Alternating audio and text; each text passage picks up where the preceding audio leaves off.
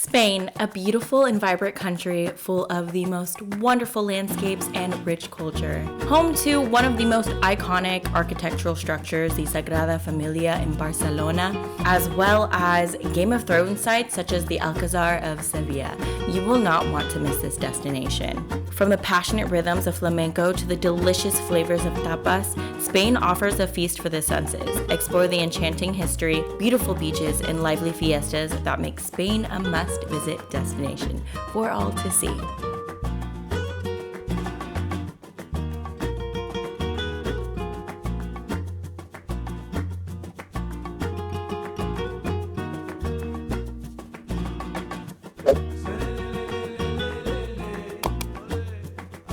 Hi, I'm Big Daddy Quinn, and why the Big Daddy, you ask? I'm the Big Daddy in all things travel, the world, 'cause I'm your entertainment girl. Hey, how you doing today?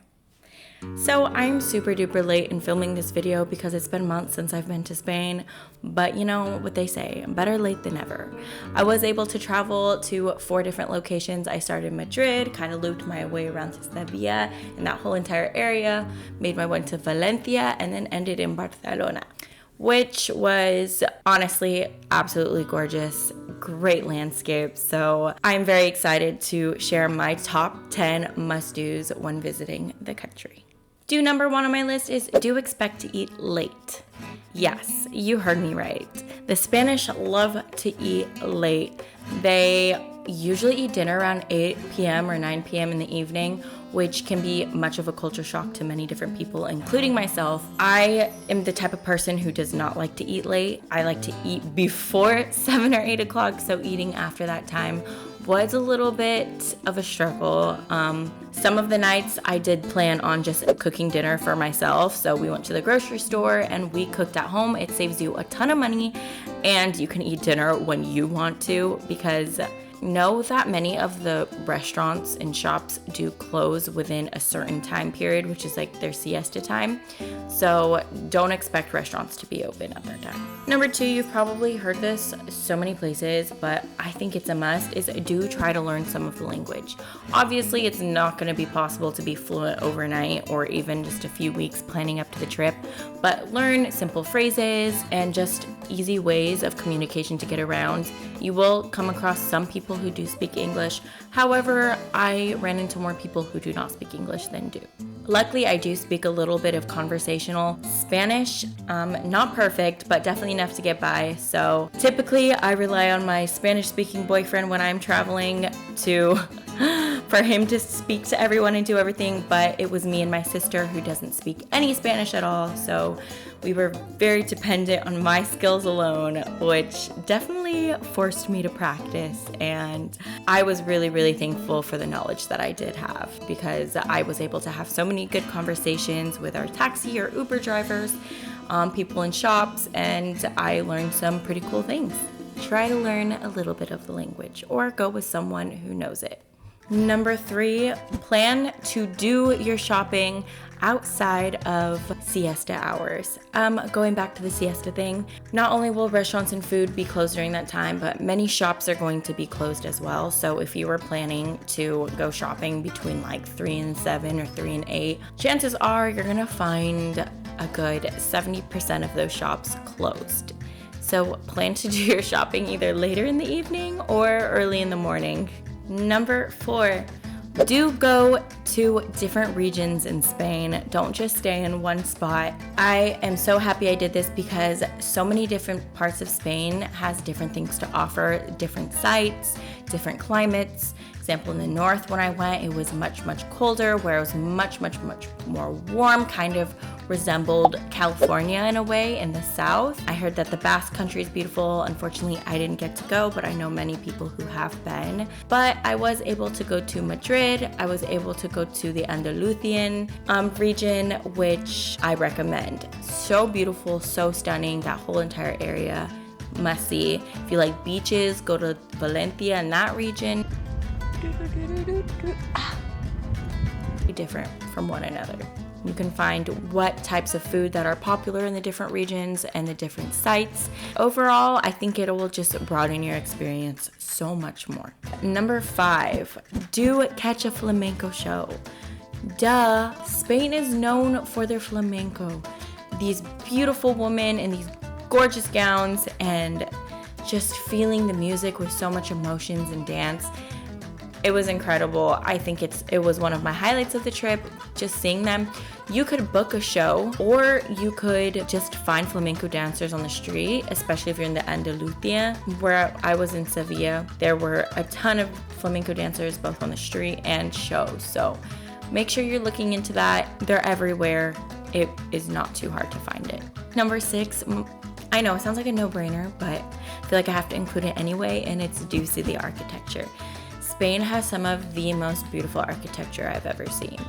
I mean, I've been all over Europe, and of course, France has gorgeous architecture as well. But I think Spain, in my opinion, is very close as far as beauty goes. And I just loved how everything was and the places that we visited, just seeing how unique and beautiful each and every of the designs were. I mean, when we went to the Alcazar of Sevilla, that's where they shot Game of Thrones, and I can see why they wanted to shoot Game of Thrones there. If you guys are familiar with the show, it's where Dorne was shown in this scene right here, but oh my god, it was stunning. I just had to keep taking pictures and videos of everything because wow, it was gorgeous. And there's one thing that I love when traveling, and it's just to look at the beauty of other countries and just taking it in for a moment and just wow, people really built this stuff. People really put time and energy to make things look this good, the quality. I wish people still built things like that today. Okay, number 7 is kind of important because I thought tapas was like an actual dish, like a specific traditional dish. I didn't know that tapas was kind of more like different types of shareable snacks. So tapas could range from anything such as olives to cheese, and one type of tapas that I had was like potatoes with this spicy sauce. It's like not one particular item. It's multiple different items could be considered tapas. It's just something you share with other people. Just food for thought. See what I did there? Must do number 8. Trying the Spanish wine. Spain is actually surprisingly known for their wine as well, and I didn't really know that until I was there. And wine is actually so affordable. I think we had like a glass of wine for like $3 or something like that. It was so cheap and it was really good quality. So if you are out there, try the wine. And as you guys probably already know, the famous sangria, which is also popular in Spain by tourists mostly, but they do have other types of drinks as well that you can try that includes Spanish wine. So I would definitely try to get one of those while you are there as well. Number 9, do compare and contrast the transportation prices. People only assume that you can only take train when going through Spain, and that was the easiest and cheapest option, which was what I had originally thought. However, there are so many means of transportation when going around, whether it be a bus, metro system, if you're going from city to city. Sometimes it's even cheaper to just fly. So that's why I brought a carry-on, just because carry-on only, not lugging around a big suitcase, because I knew that we were going to be traveling from place to place to place. So for example, when we were planning our trip from Madrid to Sevilla, we were like, okay, let's do a train. However, when we looked at it, the train was really expensive, and I was like, this can't be the only option.